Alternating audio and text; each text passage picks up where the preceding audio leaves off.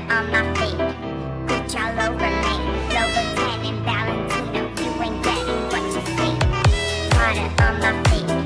Put y'all over me. Low Lieutenant Valentino, you ain't getting what you see. Hello. How's it going, people? Welcome to the stream. Welcome. Arsenal 5. Leeds. Zip. Zilch. Nada. Nothing. Arsenal have just beaten Leeds 5-0. And I'm not gonna lie. Quite good. I feel about that quite good. Despite the fact that we have 2 injuries, which we're going to talk about quite extensively, I'm not going to lie. Ironically enough, Odegaard got injured, he gets subbed off, and Arsenal actually starts to play football. Coincidence? I don't think so. I've been saying this for the longest time, but some people don't want to accept it. We're going to talk about the team, we're going to talk about how we scored, what we scored, who played, didn't play, and all this stuff. So smash the like button if you haven't already. Subscribe if you are new. We are almost at 900 subscribers, so keep subscribing, people, and of course leave your thoughts down the live chat so we can tackle them and we of course can discuss them. Big up Biggie, hope you're doing well today. Big up Dre, good mood. Arsenal have won, obviously. 71 points in FPL. Damn, you're balling. 71 points in FPL. Like, I assume you had Timber in your FPL, you had Gyökeres in your FPL, maybe someone was triple captain, maybe something like that. Damn, we didn't play that good, or at least we were clinical when it mattered. That's why the scoreline is 5-0. Yes, and that is the case.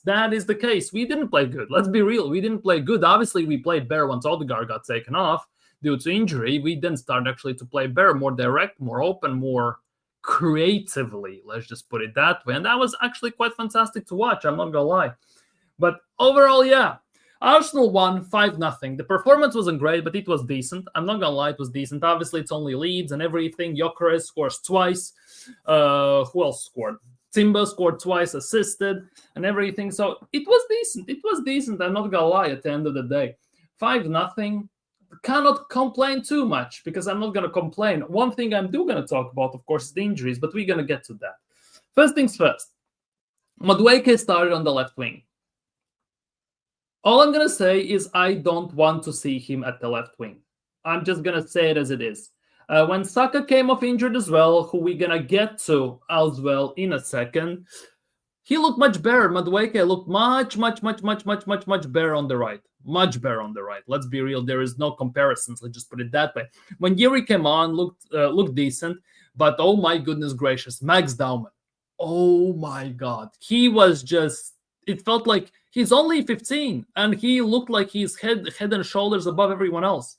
The confidence, the touch, the skills, the shoulder drop. Even Leeds couldn't handle him. Like, obviously, we were talking about the fact that he needs to be slowly integrated into the team and everything. We don't know how he's going to adjust to bigger physical type of football and everything, because it's one playing in under 16s, under 18s, and all this stuff. He played with the big boys today. And at least Leeds, their left back, their defense, they couldn't handle him as well. They fouled him, gave away a penalty, which resulted in Gyokeres scoring his second goal of the game, a penalty, and everything. So that was actually quite fantastic. That kid is going places.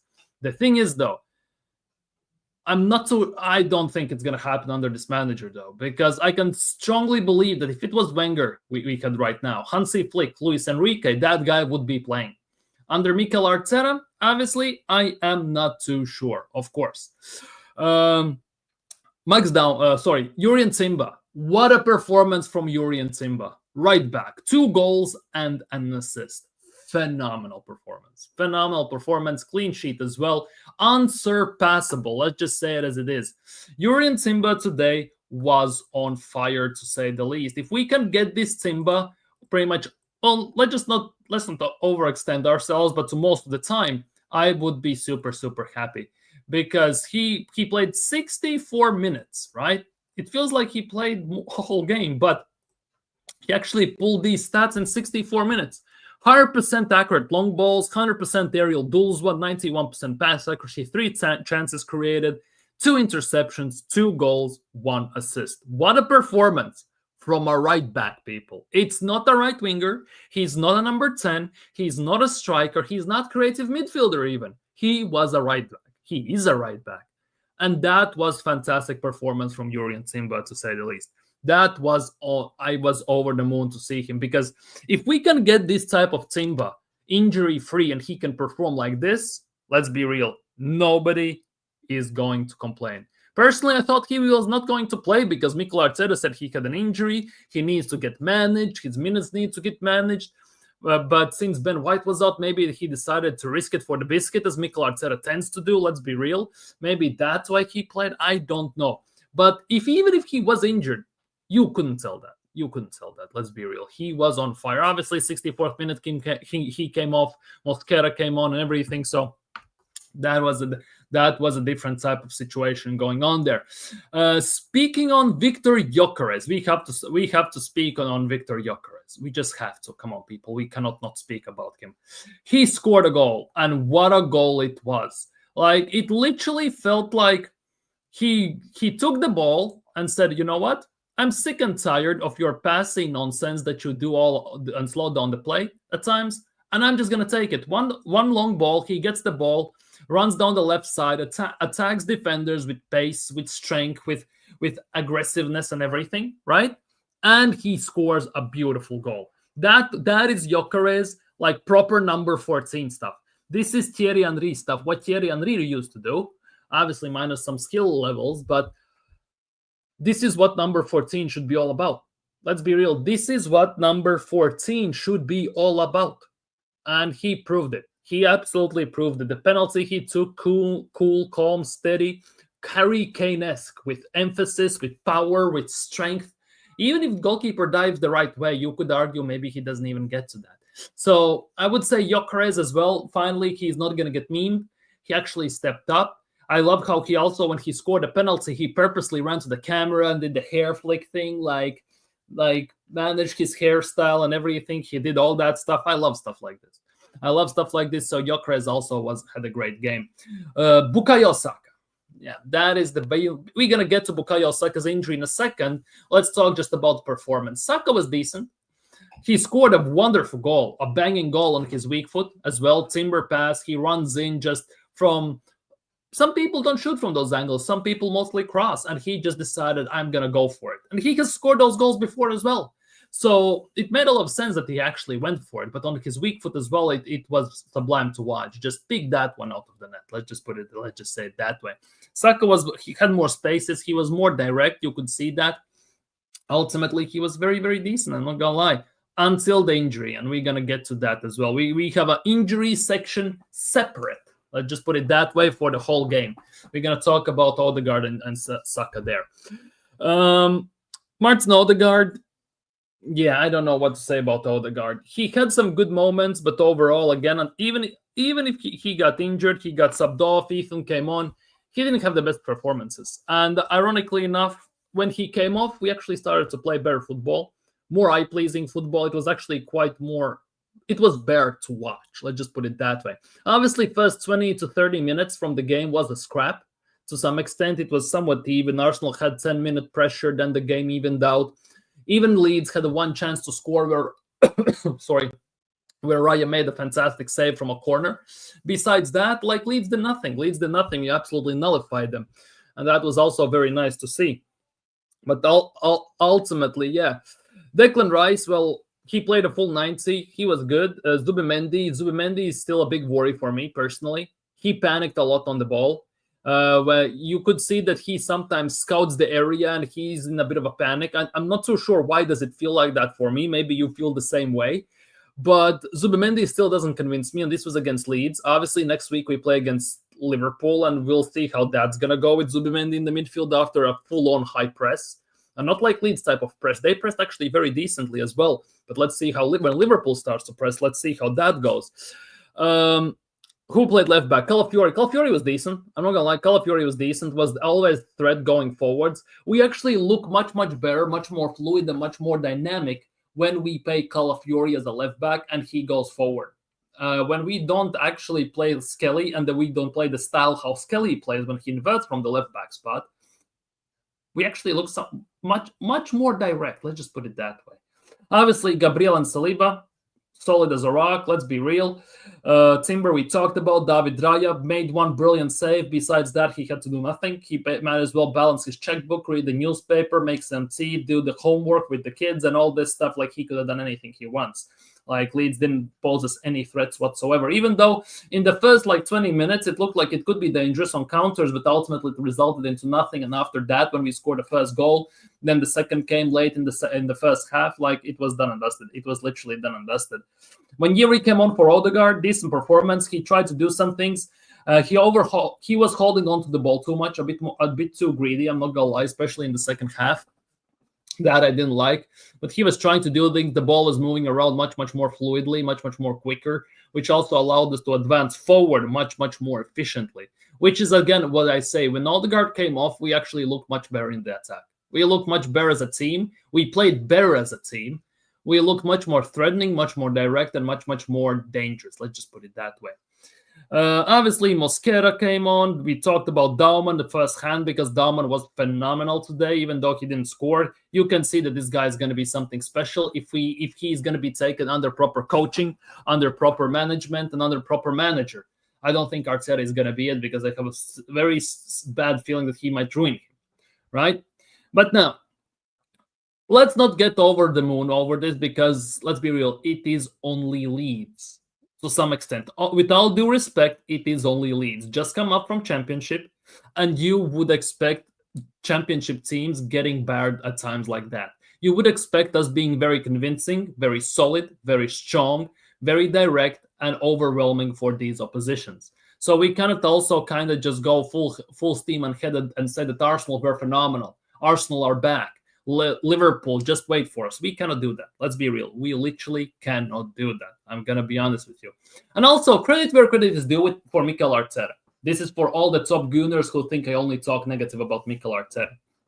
He made the right decisions with the substitutions today.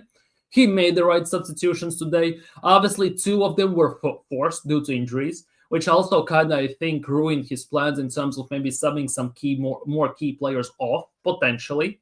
Obviously, we don't know that. But at the end of the day, he did a good job. He had everything in place. Let's just put it that way. Now, let's move to the big elephant in the room. And those are the injuries. There's a big possibility that Saka might be done. It looked like it might be cramp, but based on the videos that surfaced right after he was subbed off, straight after when he talked to Mikel Arteta as he was coming off, it didn't look too promising. Saka's facial expressions weren't nothing great. Mikel Arteta looked hella worried as well. So I think Saka could be done for some time as well. It could be a hamstring. It could be something. And that is definitely a big issue right now. That is one of the biggest issues and one of the biggest worries. Next week we play at Anfield. Odegaard could be out. Saka could be out. And now here comes the biggest issues. He has a hamstring on the left leg, as Most Wanted is saying. I'm going to get to you, Most Wanted. Big up, Most Wanted, by the way. But yeah, we're going to talk about the injuries. And this is now on Mikel Arteta. People may say, oh, it's circumstantial. No, it's not. Bukayo Saka's injuries are not circumstantial. Odegaard, you can say that because Stoch, who plays midfield for Leeds, right? He kind of dragged him on his shoulder. I don't know whether he dislocated it or what he did to him, but he never recovered since. You could see that he was running with the arm being moved in unnatural ways, and he basically got forcefully subbed off. Let's just put it that way. But Bukayo Saka, this could be the end. Serious talk, this could be the end of the Saka we actually envisioned he could be in few years, one of the best wingers in the world. There is a big possibility. It took Michael Owen one ACL and he was done. He had flashes of brilliance, but he was done ultimately. And I think this could be the same thing with Bukayo Saka as well. And that for me now is a big worry. Big worry.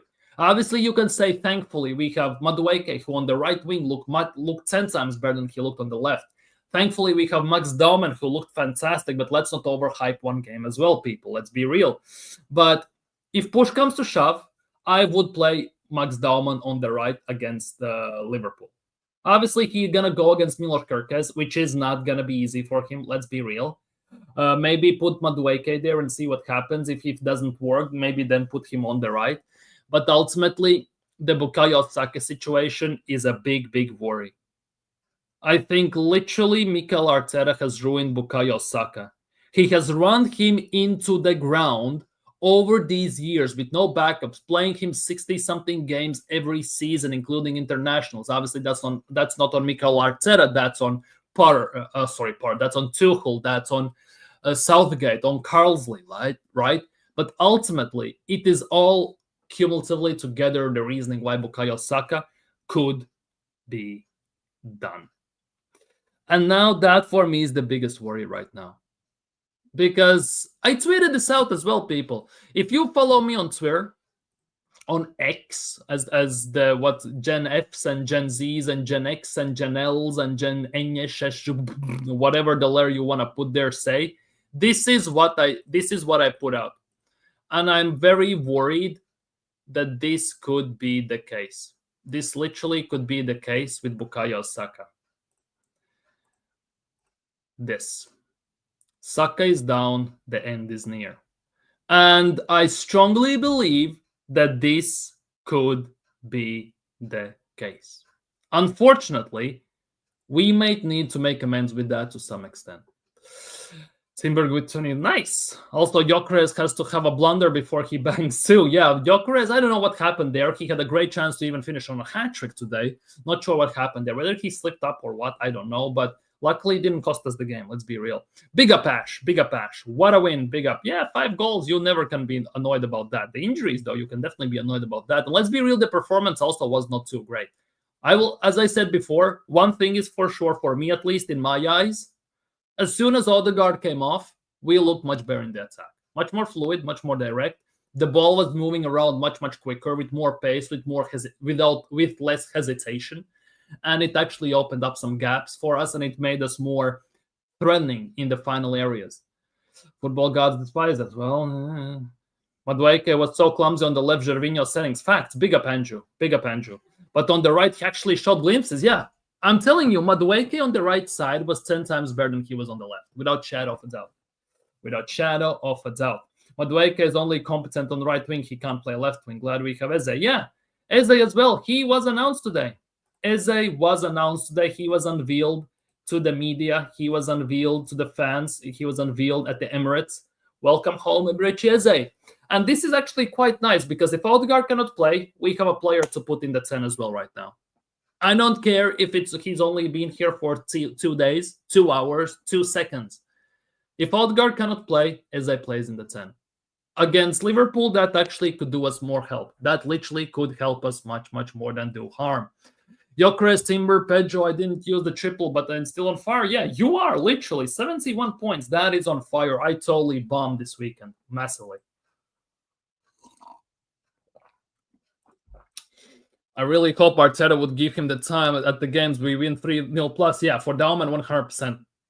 When Madueke started doing step-overs on the edge of the box and no one was near him, I lost my Dauman is a real gem. Yeah, the first touch, the quality of the touch, the dribbling, the agility, the way he runs.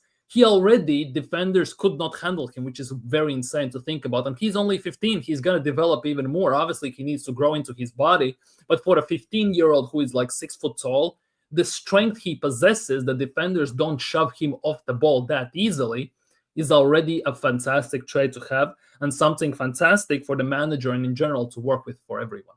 The issue is I don't want Arteta to ruin him, as you're saying, but Arteta can break him easily. That's the biggest issue. I already fear about Eze. Eze might be left wing. We don't know that. We'll see. Number 10 left wing. I thought he would not play, but I chose to start him, and he showed me why I start him. Yeah, big risk, big reward. Big up Mubarak, big up. We talked about Max and Mosquera performances. They were decent. Max Dauman was phenomenal, let's be real. Also want to point out the moment of situation, individualistic brilliance from Gyökeres, almost Alexis and Oba-esque. Yeah. That showed me glimpses of the number 14 I used to see. What Aubameyang used to do. What Alexis used to do. What Thierry Henry even used to do.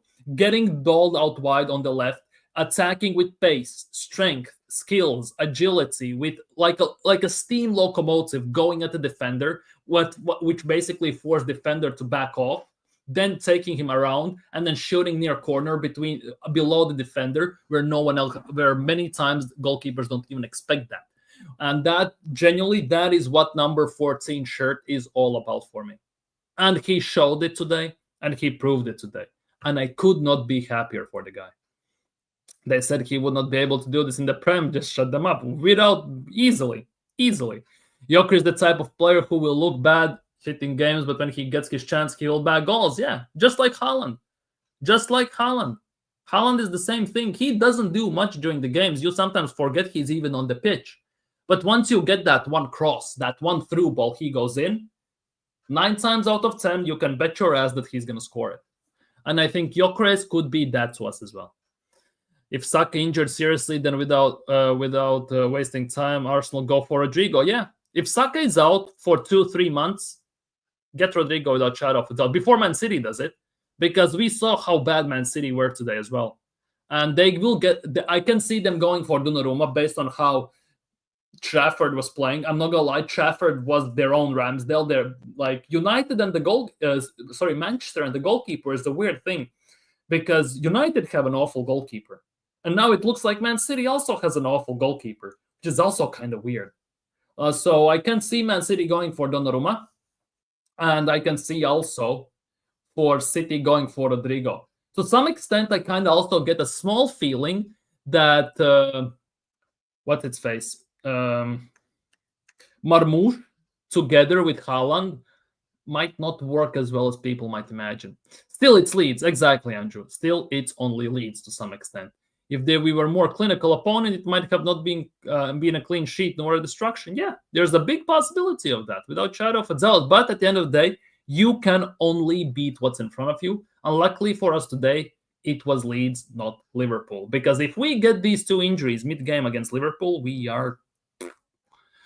Now we have to play Eze because Odegaard's out, so we will play better. Yeah, like Odegaard got subbed off, we played much better instantly. No coincidence. Been saying that for the longest time. You in the chat have been saying that for the longest time, sorry. But top Gunners still believe that we basically are pushing a narrative. The evidence is in front of your eyes. Use the eyes. If you want, I can lend you my glasses. If you want to. Maybe you will see more clearly then.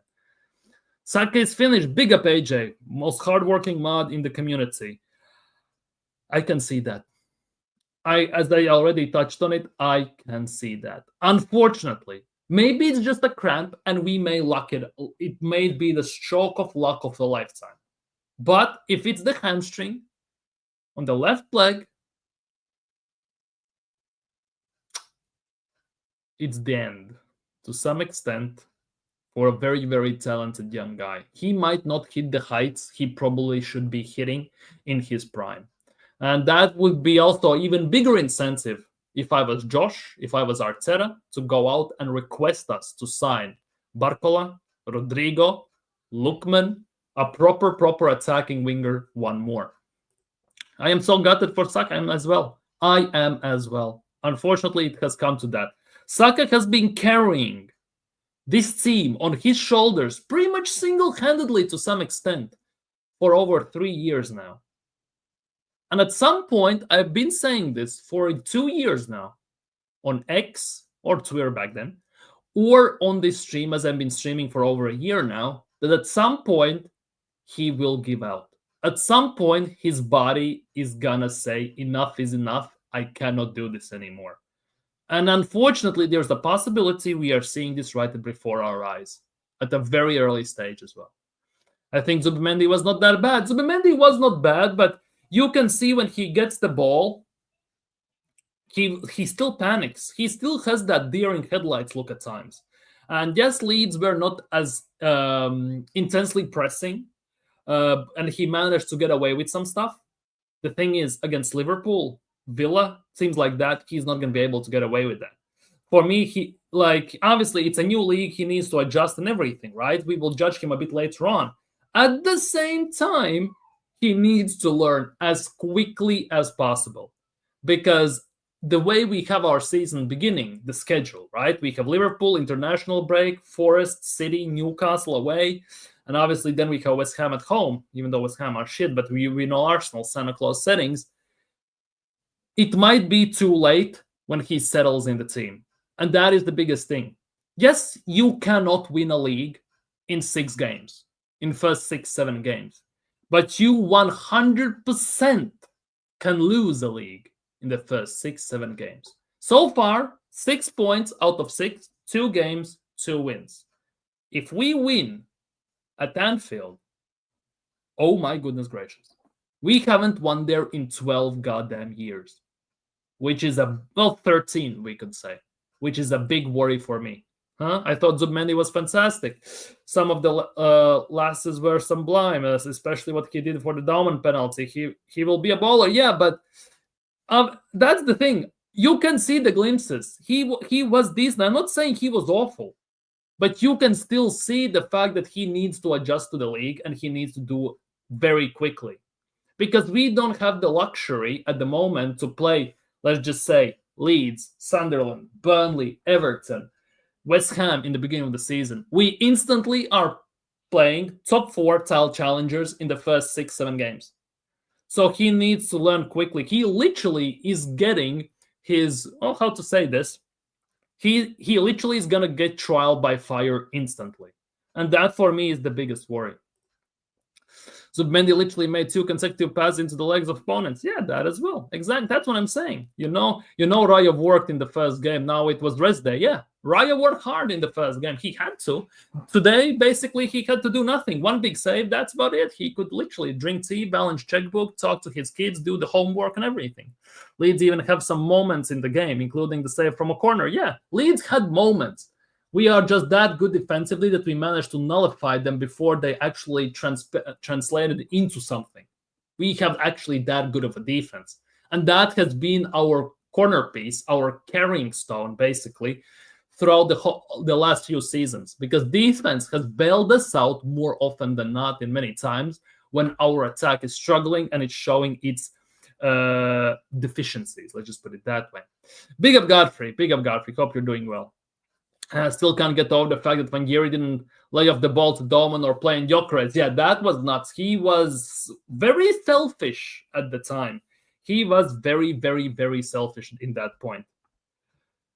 So, yeah, that I didn't like. But again, I will reiterate this. Whether you'll want to admit it or not, as soon as Odegaard came off, speedy recovery, whatever injury he has. Right, we look bare without him in the team. We look bare without him. The first half, big up most wanted, by the way. Big up most wanted. The first half was bad, but the second half showed levels. I didn't enjoy the first, even though we were winning. Yeah, that is the biggest thing. Second half was good. Second half actually was good. That's the biggest thing. But that also coincides with the fact that we had 2-goal lead, and Leeds basically either had to come out of the shell or just see the game out, because based on the first half performance, they most likely would not do anything. Let's be real. So it kind of has to go both ways. First half was literally a super tough watch, to say the least. Hamstring on the left leg now. It looks that way. Unfortunately, it looks that way. And that is a big, big, big, big worry. Big up Rasta Stocks, Resident United fan in the chat. I saw that AJ, big up AJ, he dropped the Rasta Stocks link to his channel in the chat. So go subscribe to him, Resident United fan. Tomorrow they play Fulham, so we'll see what's going to happen there. Woo-hoo. I need Bruno to bring up some points for FPL, though. Like, can you talk to Bruno and tell him to score like 3 penalties so I can actually get some points on the board? Because Palmer and Delap have absolutely annihilated me this weekend. I was saying it from last season when he played against Madrid, we should have been given to fully heal because the extent of an injury and ruin his career. Exactly. I was saying the same thing. People said I am dumb, I am stupid, I'm a not real Arsenal fan, I am deluded, and all this stuff when I said Saka should not be playing against Real Madrid. Give him time to recover till the end of the season. Don't even play him. And what did we do? Well, what Mikel Arteta did, well, he played him left, right, and center, and now we're seeing the reasons, the consequences of that. It's bad enough that he basically played without breaks for 3 years in a row almost, for club, international team, and everything. Now he has done the same thing. He's doing the same thing. He doesn't give him time to recover. Saka did the hammy. It's the car park. I think Madueke will fin in, want it or not. Yeah, it looks that way. And to be honest, Madueke looked decent on the right wing, which gives me some sort of a hope. Obviously, it's not going to be the same levels. But if Madueke and Max Dauman can rotate in that spot, and we can see more of Max Dauman of what we saw today, chances goals will inevitably come, whether for him or whether for the team. So there is hope. But to replace Saka fully, it's pretty much impossible in this Arsenal model under Mikel Arteta.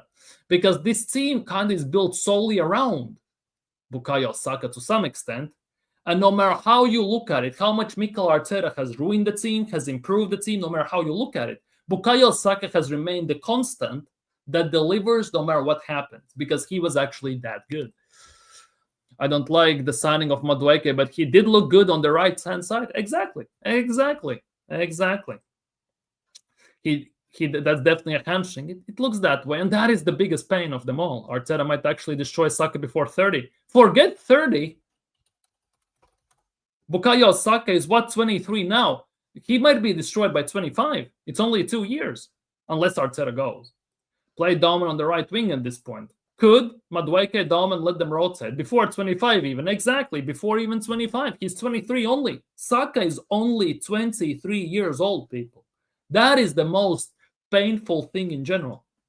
Big up James. I assume it's James or Shaq, whatever. Big up James and Shaq. Big up Football Locker Room Banter. If there is a mod who can put their link in the chat, I would be forever grateful. But go subscribe to Football Locker Room Banter. They cracked 100 subscribers. Let's just push them up to as soon as possible to 200. Show them some love, Arsenal fans as well, covering football, covering Arsenal. One is more Arteta out. One is more let's just say more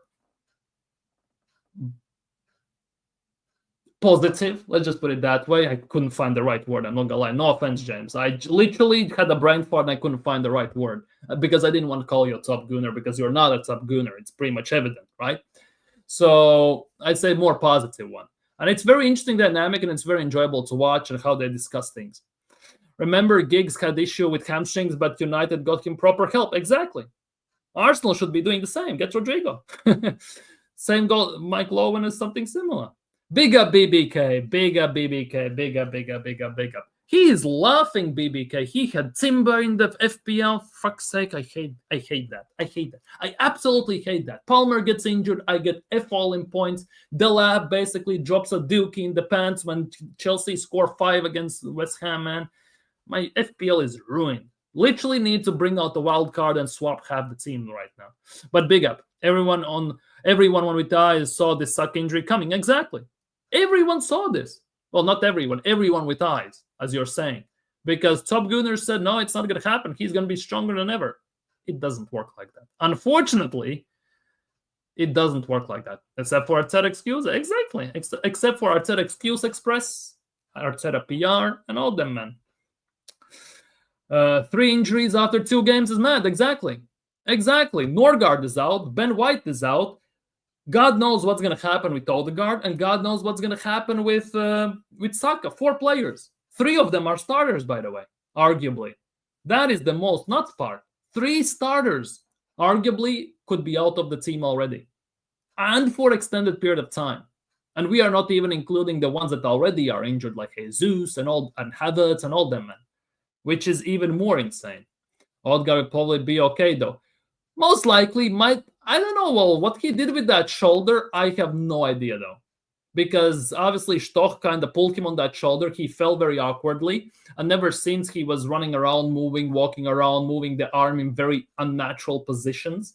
So, and then he got forcefully subbed off. Obviously, he had some discomfort when he was running and moving around. So, we'll see. Might be just a bruise, might be something. But hopefully it's nothing too bad because let's be real. As much as I think Odegaard is not the right man for Arsenal, I never want to see anyone get injured. I never want to see any professional athlete get injured because that takes away from the sport, especially if it's one of the big ones. We Odegaard be moving like Manieri. Oh. It could be a month out like it was with Merino last season. Yeah, could be. Okay, you are having chats between yourselves. I kind of don't want to basically talk over it. Yeah, could be right. Forgot about Merino. Yeah, Merino had shoulder injury. He was out like for a month and a half. On the other hand, this might be good. I'm sorry if I'm such horrible statements, but because there's a chance that Eze will start. Exactly. If Eze starts left wing, there's a chance Managerial is going to start in the 10. Or if Trossard starts left wing, Madueke goes right wing, there's a chance Eze starts in the 10.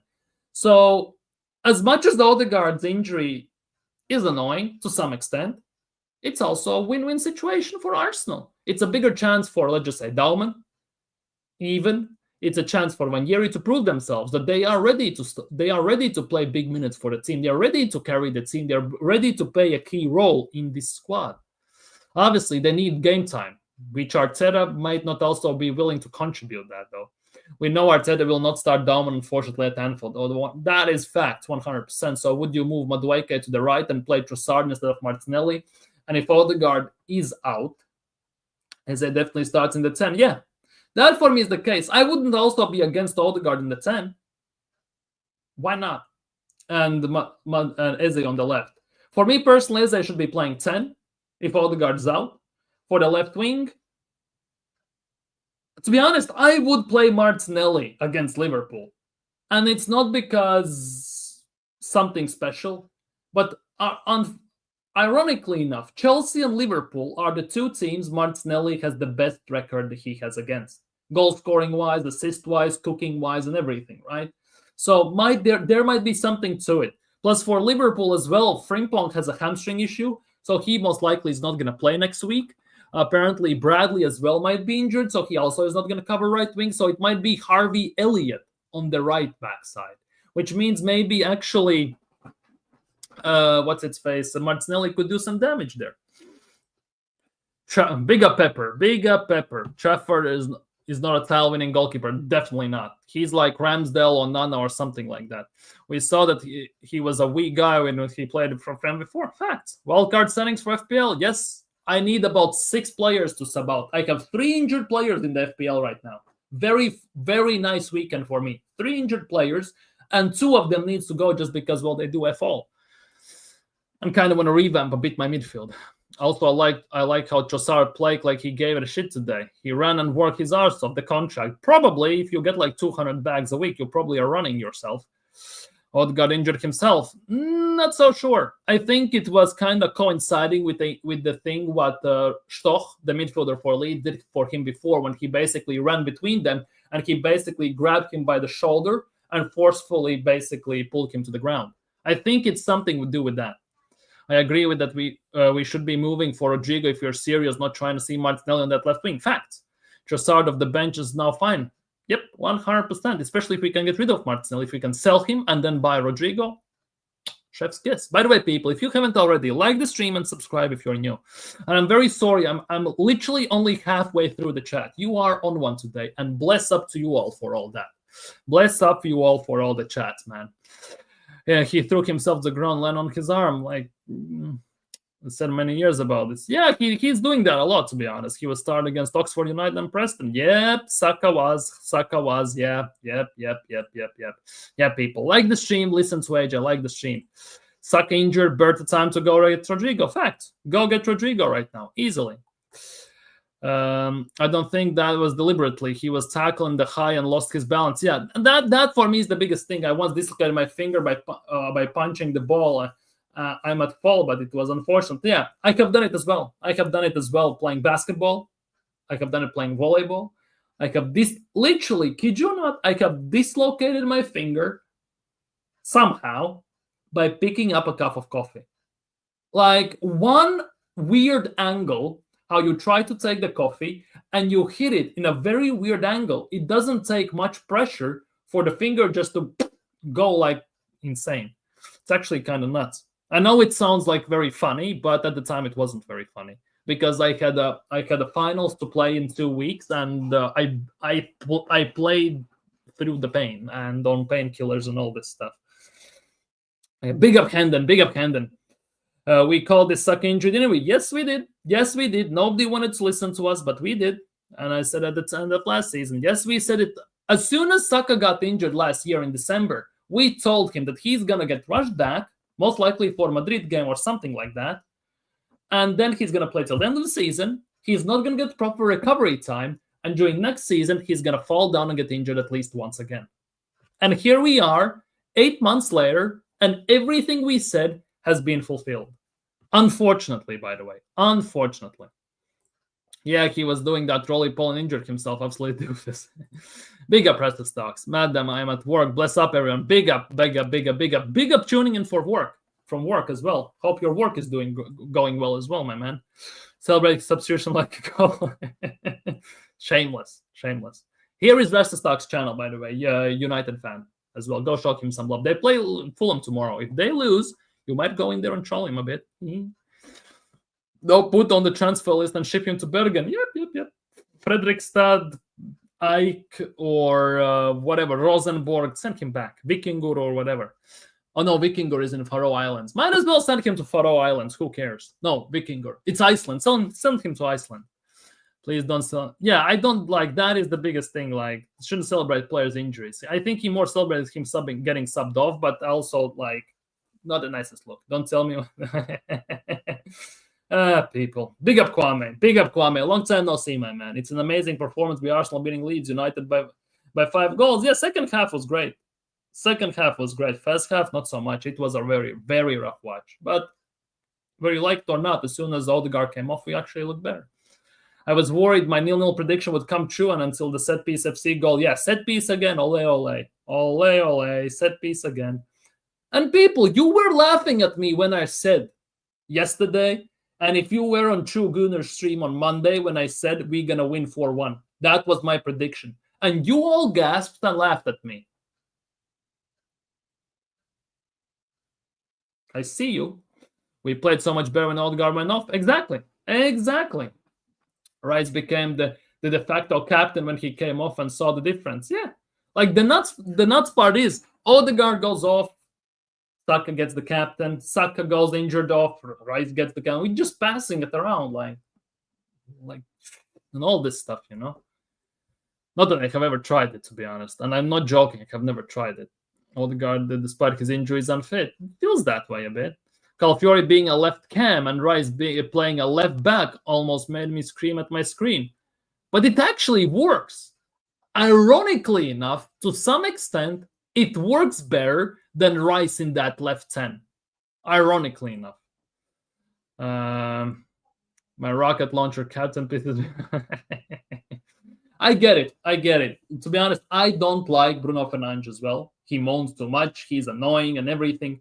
Would I swap him for Odegaard? In a heartbeat. Ironically enough. When Saka came off, Arteta looked very worried when Saka spoke. Yeah. And that is my reference point. That is my reference point regarding that. When the video clips, you can see when Saka comes off and he limps and talks to Mikel Arteta, obviously mouth covered. Saka looks very, very distressed and very, very sad. Arteta looks very worried, and it looked like he literally had seen a ghost somewhat in his eyes. So I am very, very scared about that. Do we need sign more players before the close? 100%. 100%. We need a left wing. I would argue we need I think we need 2 more players, personally. People might agree to disagree, but I think we need 2 players. Berthe is saying Arteta's ass to some extent, but maybe he's building also a dynasty for the next manager. Big up Vigilante. Hope you're doing well today. Here's Football Locker Room Banter's channel. People, go subscribe, show them some love as well. I think we have less chance when we finish second, 2 points behind Man City. I see. Havertz injured as well. He looked kind of pissed off on the sidelines a bit, I'm not gonna lie. That's true, Andrew, but we must get right this season, 100%. Yeah, big up the chat, big up the world-class chat. I don't wish injury on anyone, but I said the other day on here, the only way Eze plays Odegaard positions if Odegaard gets injured, and that is the thing. Eze plays 10 if Odegaard gets injured. Eze plays left wing, pretty much no matter what. We're going to see him there, whether you like it or not. Kind of have to make amends with that, unfortunately, but it is what it is. Big up, Tony. Go subscribe to Tony as well, Arsenal fan. Big up. Show him some love, people. Smash the likes, as he's saying. Smash the likes up and subscribe if you're new. Big up to you, Kahama. Big up to you. Gyokeres double, let's go. Yeah. Gyokeres double, Timber 2 goals and assists and everything. Saka brilliant goal as well, and fantastic goals, to be honest. 2 set pieces. Saka masterclass, penalty, and Gyokeres brilliant masterclass as well, individual.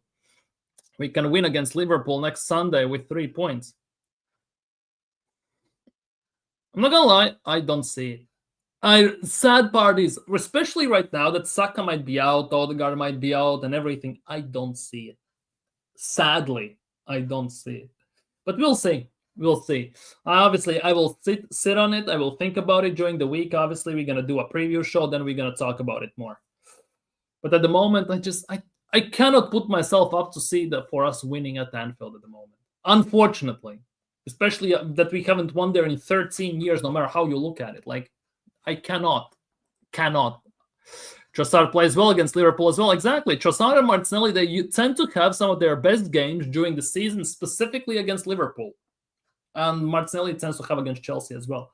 So I might actually play Martinelli on that left wing, start him there solely because of that. Maybe he pulls something out of the bag at least once during the season. Here is Tony Claude's channel. Go subscribe to him, people. Show him some love. I need to get Saka out. I wanted to keep the sub, but I will. Yep. I will need to sub about 4 or 5 players out, unfortunately. I need Palmer, get out. I need Delap, get out. I will put in a different striker. I will put in a different midfielder. No, 2 different midfielders and a different defender. I need 4 players to come out. I guess we know not selling Shrimp Viera and Crimea River Zini. No, we are. We are. According to latest reports and rumors, right? Arsenal apparently are still in talks with Stuttgart over a loan for Vieira with obligation or option to buy. Karl Hein already has been loaned out to Werder Bremen with option to buy. Sadly, it should be an obligation. And Arsenal still are in talks with Fulham over Reece Nelson's loan. Maybe there will be obligation or option to buy, go figure. But we have done nothing as of yet. Here is Vigilante's channel, by the way, people. Vigilante's channel. Here is his gaming channel. He also has football channel where he talks sports. So here is also his sports channel. Go subscribe to Vigilante as well. Show him some love, people. I wanted Madueke to start on the right this game. Kind of prophetic or pathetic. Not sure. To be honest, I kind of when I saw the starting 11, I was hoping Saka starts on the left and Madueke on the right. Because during the week, there were some reports and videos and everything showing that Saka trains on the left and Madueke plays on the right. So I had a hope, but obviously didn't materialize. But when, unfortunately, Saka came off injured, Madueke got put to the right. And I'm not going to lie, he looked 10 times better on that right side, as I said before, than he did on the left. I don't know who I put now. Saka out, maybe Semenyo, but it's not the same. I need someone. Depends who you have in your team. Look at next week's fixtures, and I think there are some tasty ones, definitely. And you can put someone very, very good in, 100%. Big up, Gavin. Big up, Gavin. Hope you're doing well today, my bro. Bowen is another option to sign for the right wing. Yes, he is. But one thing with Bowen is, though, I kind of get the feeling that he, low-key, is married to West Ham. He's not going to move. I kind of get the feeling. How much is Bowen's contract?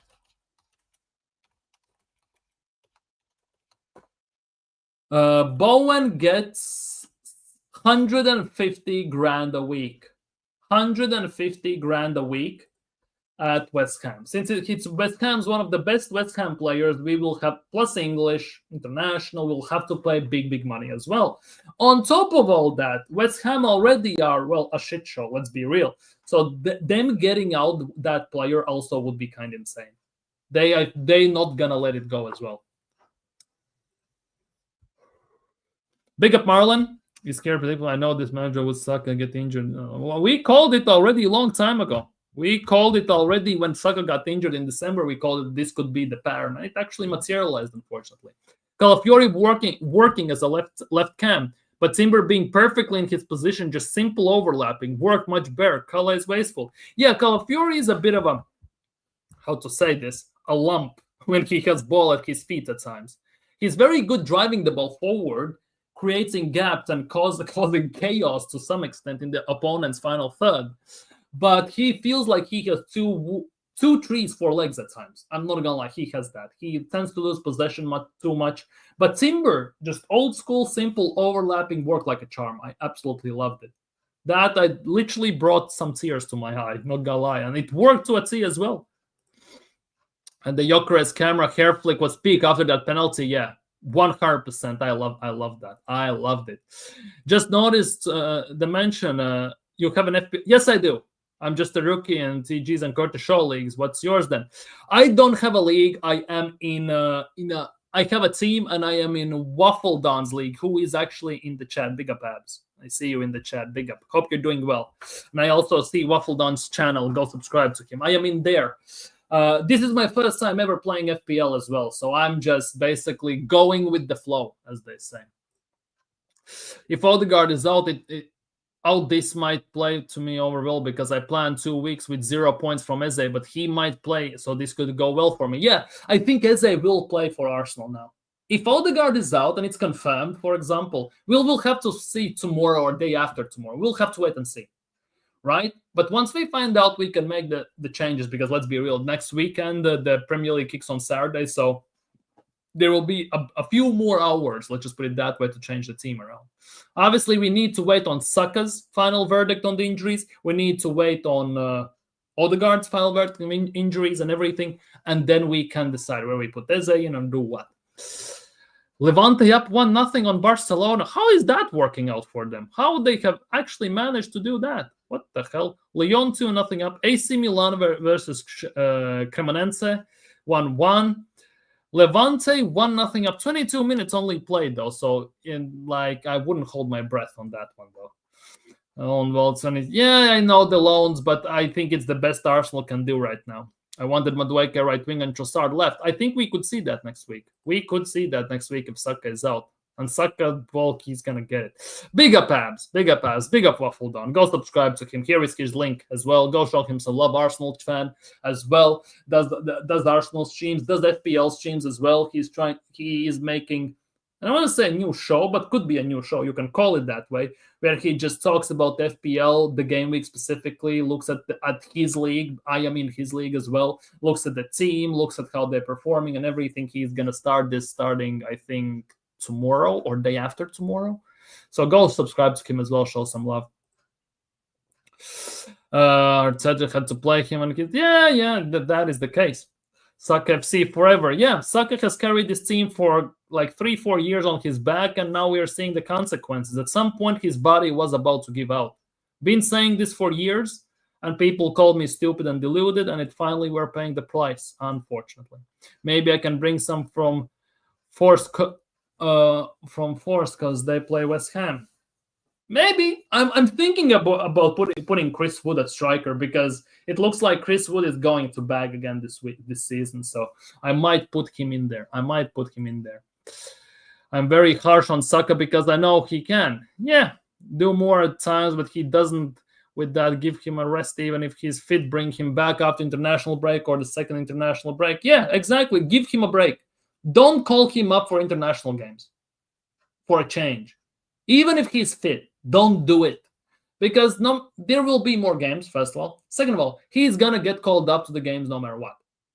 For the World Cup. He's going to get called up. So might as well maybe just give him a rest for a change. Like, he needs that. He hasn't had a rest. And that is the biggest issue here. Because even when you are injured, you have to work on it. You don't rest. You have to stress and work and exercise, mentally prepare yourself, physically prepare yourself. You kind of have to work even harder to keep yourself in the shape, because you have to kind of compensate for the deficiencies that the injury has caused. Then the muscles have to overcompensate for the deficiencies the injury has caused. And that leads to different type of injuries. Obviously, you do the best to try to avoid them. And it goes in a chain reaction. And if something breaks, it could all hell may break loose at the end of the day. Let's be real. Big up, Kwame. Have a nice evening. Have a nice evening, bro. Saka injured, time to bring Rodrigo in. Exactly. Big up, Nasir. Big up, Nasir. Facts. We need him in. Big up, Vigilante. Have a good stream. I'm going to go and chat. Make sure to smash the likes. Yeah. Big up, Vigilante. Thank you for dropping by. Thank you for putting people's links in the chat. Have a nice evening as well. Go relax, go chill. Arsenal won 5-0. You can just sit there, sit back, relax, and just because we have done our job this weekend. Now it's time to look what others do, especially on Monday.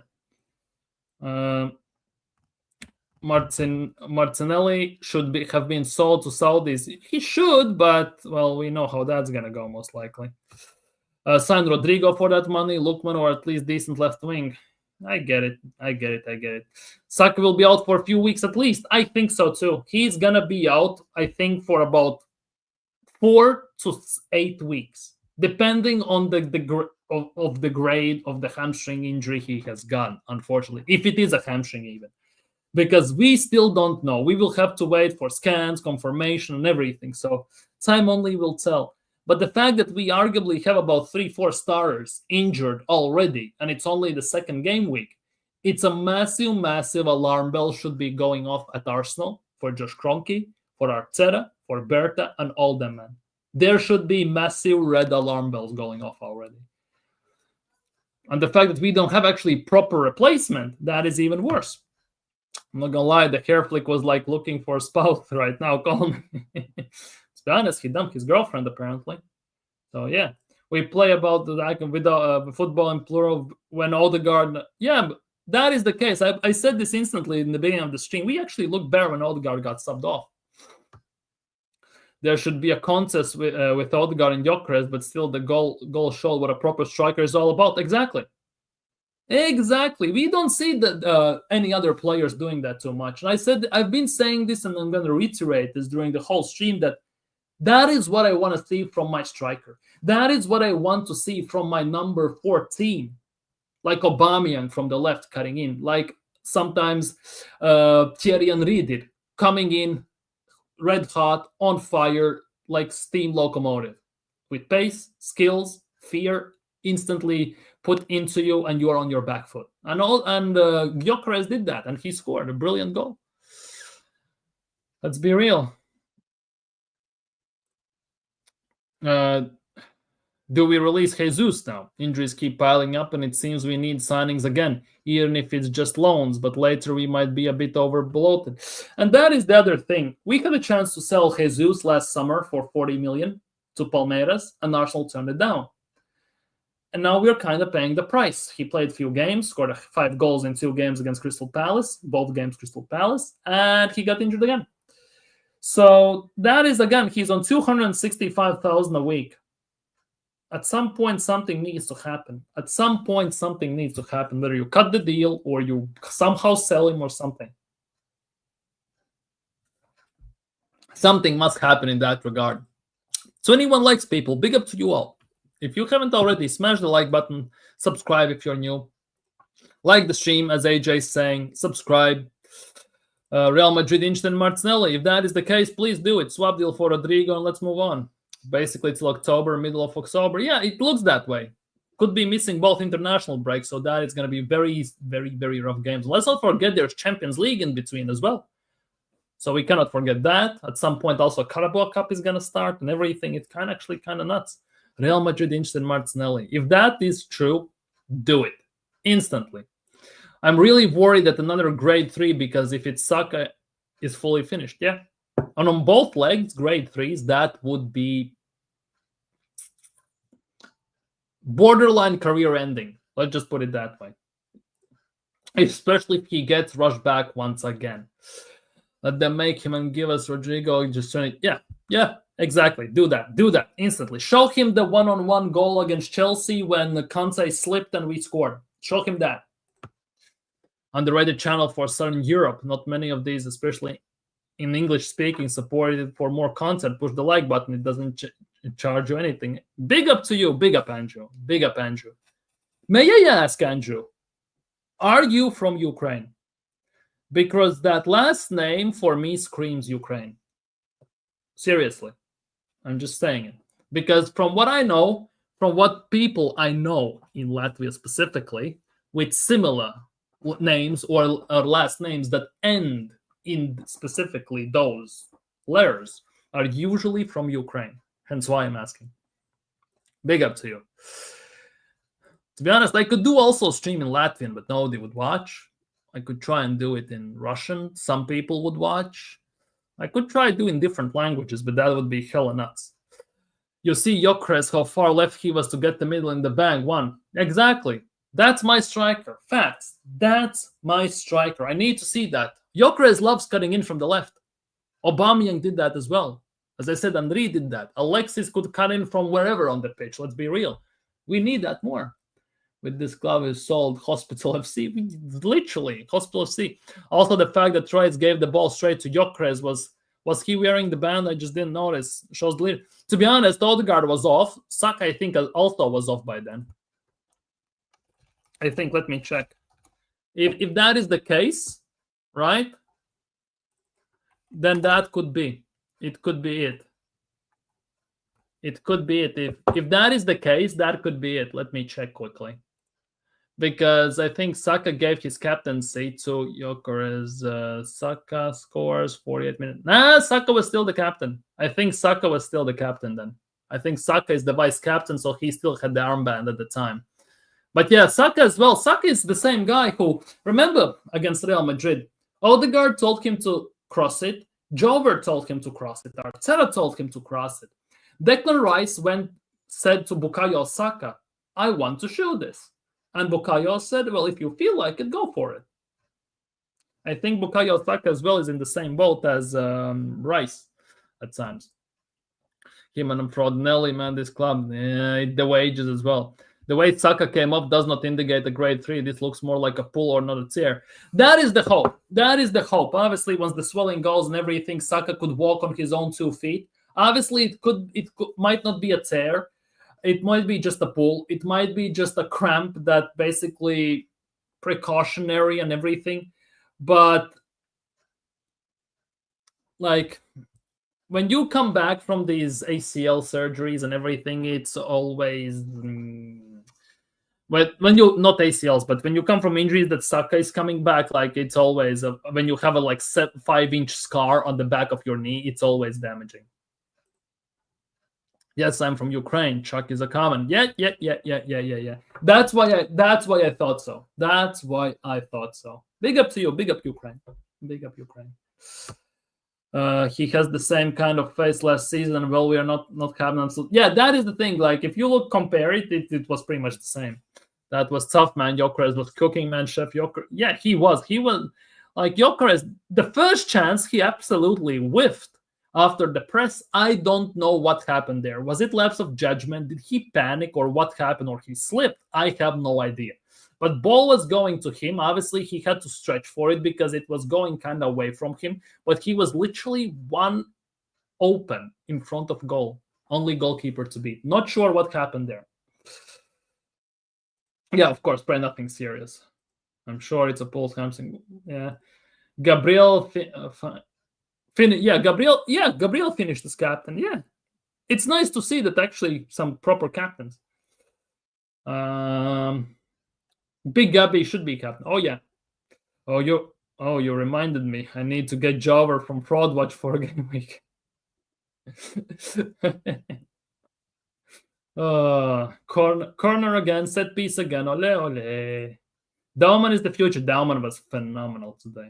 If he only scored a goal, that would be freaking amazing, to be honest. If he only managed to score that goal, that volley that basically kind of curved away from him, he managed to get an even inside bend, or even if he caught it on the foot a bit more flat, and it would have gone top bins, that would have been phenomenal way how to start his career at Arsenal. Does Dauman has future in Arsenal, etc.? And that is the big question, because we have seen how that has gone before. But to be honest, I said this as well in the beginning of the stream. If we had Wenger still here, if we had Hansi Flick, if we had Luis Enrique, players like Managerial and Max Dauman would be playing in the team. They would be in heavy rotation consistently. Let's be real. And I need a manager who actually integrates youth properly into the team. Because those youth players actually are better than our reserves, our bench players, which is kind of nuts to think about, but hey, it is what it is. Especially with Max Dauman, like 15, 6 foot or so. Physically, he stood on his own 2 feet. technically he's phenomenal. Passing, everything, vision, always direct, no fear, no hesitation, gets the ball, first thing in his mind, take on opponent, go and attack. First thing, you love to see it. I'm worried he might shackle him and put him in his steward. Yeah, and that for me is the biggest worry. That for me is the biggest worry. For example, it's the same as personally for me, it's same with Turkey at Manchester City. That's just my point of view on this. Yeah. I'm very worried. I was watching the game against Spurs, and you can see that Turkey doesn't fit the system the Pep wants to play. Obviously, it's early stages, only the second game and all this stuff. It takes time to adjust to Pep's system and all yada, yada, yada. However, for me, Turkey strikes like a player who needs freedom, where he can express himself. He can do a free roam type of role, where he can do this and he can do that with maybe less repercussions than some managers would give to him, right? And I think there is a big possibility that Pep Guardiola could ruin Turkey just like he did with Jack Grealish. Because Jack Grealish, what he was at Villa and what he is at Man City, it's night and day, right? And sometimes when I watch at players, how they have changed under certain managers, it's actually painful to watch to some extent, because it feels like they have been stripped away from their identity, who they were, what made them unique, what made them special, what made the club maybe sign that player in the first place. And yeah, it's a bit of a depressing subject, but I guess it is what it is. To be fair, Gnabry didn't get a chance under Wenger, but Arteta's like you for attacking. That is absolute fact. Like Arteta's like you for attacking players. It's painful to say the least. And AC Milan are losing at home to Cremonese, which is kind of nuts to think about, I'm not gonna lie. Lyon still winning 2-0. Levante still winning 1-0. Roma winning 1-0 against Bologna. Wesley Franca. Pretty nice games happening today as well. He turned Nelly from the next big thing he turned him Nelly to a robot. Turkey looked like a street baller, but doesn't understand the lineup, like, where do I even play? And that is the case, and that's what, unfortunately, Pep's system is all about. You will have your place, and you must fit in it. No matter what it takes, no matter what you have to give up, to some extent, you will have to fit in it. Do you think Saka would be out for a while? Yes, unfortunately. Like 4 to 6 weeks, 7 weeks. Thoughts on the game? I could not watch fancy football draft. I had to do. Sorry if you're already seeing it. Yeah, like, it's actually nuts, to be honest. Like, what's happened to Saka? It's actually it's scary. Like, let me check. Are there any talk on social media about Bukayo Saka injury?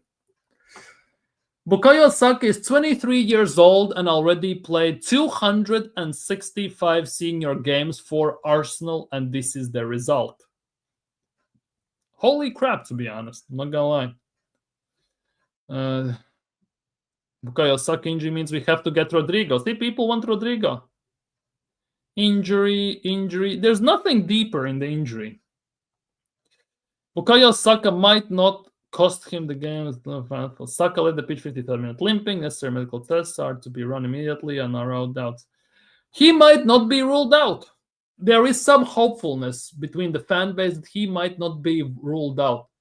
But that is mostly just being based on the fact that he walked off on his own 2 feet. At the same time, many hard injuries are like you walk off on your own 2 feet. Like, that is actually kind of nuts if you think about it. But I expect Saka be out for a month and a half at worst. Hope. And that's my positive side talking here as well. That's my hopeful that he actually is going to be okay. He's at his position there. We should mention COC. They are proper danger. Tottenham. Yeah. Tottenham. Like, Spurs, we need to assess this still. Because remember when they basically had 1-2 seasons ago the league by October, when they were still first in the league, and then they basically went down. And Spurs do well against City in the last few, let's just say, 3 years, no matter how you look at it. So we need a bigger pool of tests regarding Spurs. Also, what's going to happen if let's just say Spurs get hit with injuries like they did last season? That is the other thing, because under Frank at the moment, the way I see Spurs is that they are very organized. They know their roles. They execute the plan more or less to almost perfection. And they get the chances by high press, being patient, solid defense, and many times they make most of their chances. Obviously, it coincides with City being awful, let's be real, because watching City, it was genuinely boring. They had almost nothing. Haaland missed 2 series, but that's a different story, of course. And James Trafford, of course, who put literally Onana in goal 2 times, and that nearly cost them 2 goals. Like the Trafford situation, that is the, I think, bigger worry for Man City right now than anything. In Arteta's post-match interview on Sky, he said Saka felt something in his leg and came off. We have to wait till tomorrow for a scan. Well, they have to wait till swelling goes off, right? So we'll see tomorrow. MRIs, X-rays, all this stuff is going to get done. So we'll see. Maybe tomorrow on the stream we can discuss this, how long he will be out for. And then it could get real quick, or it could get very positive also real quick, depending on what's happened, what the news are. Also, City looks like they can be got at, but again, can't trust Arteta. Exactly. Maybe Saka will give us Rodrigo. That would be nuts if that happened. I don't think we're gonna get Rodrigo. Personally, I want Rodrigo. I can talk about that. I want Rodrigo. Arsenal should sign Rodrigo and all this stuff. Do I think Arsenal are gonna sign Rodrigo? No. I give literally like 0.5%, 0.5% that Arsenal are gonna sign Rodrigo personally. But still, it's literally 0.5% chance, 99.5% hope. It's not just City, though. Frank balances this team. Yeah, Frank has done a very good job. Paulinho looked great, by the way. Paulinho looked fantastically well for them. Bergwall looked very good. Odegaard as well looked very good when he came on. Richarlison actually looks like somewhat proper striker to some extent, which is also a big worry. Because it takes just the right manager to get the proper tune out of certain players that maybe fail under other managers. And they could literally hit stratosphere from there. I remember, for example, under Xavi, right? In the last year at Barcelona, Lewandowski looked washed. Rafinha was only bright spot, but he was also at times mediocre. Look what Hansi Flick has done. Rafinha is in talks for Ballon d'Or. And Lewandowski has caught his 5th breath, basically, his 5th wind. Looks like a goal-bagging machine. It takes also the right manager to do so. Big up, Jackie. Hope you're doing well today. But yeah, people, I think on that note, we might actually... Paulinho. Athletic, strong, smart, kind of envied them. We got Norgard, and it's a lowercase letters. Yeah. Yep. We actually wanted to sign Paulinho 2 years ago. We wanted to sign Douglas Luiz 3 years ago. And we signed none of them. One has gone now to Spurs 2 years later, and one 2 years later, in 2 years' time, has gone to, Juventus, and now is at Forest. Well, would be nice to have one of those 2 players in the team right now. I'm not going to lie. But yeah, people, I think on that note, I'm going to end today's stream. If you haven't already, do me the favor, like the stream and subscribe if you're new. Hope Arsenal made you happy today. 5-0 win. Nothing too much to complain about. Well, performance wasn't the greatest, but it is what it is. Injuries, though, that is the big depressing bit on all of this. Obviously, the shining light is Gyökeres scoring a brace. Timber was fantastic. Max Daumann looked phenomenal. I'm not going to lie. But the injuries there is always that one black spot on a white wedding cake. Like one fly on that wedding cake, and this is the case for today in overall terms. And we have to wait till tomorrow, most likely tomorrow or Monday, even potentially, to find out what has happened to Saka and what has happened to Odegaard. So time only will tell. We'll have to be patient, and let's see what tomorrow brings. But for today, I am out. Hopefully going to see you all tomorrow. But for today, take care, stay safe, and see you soon. Peace.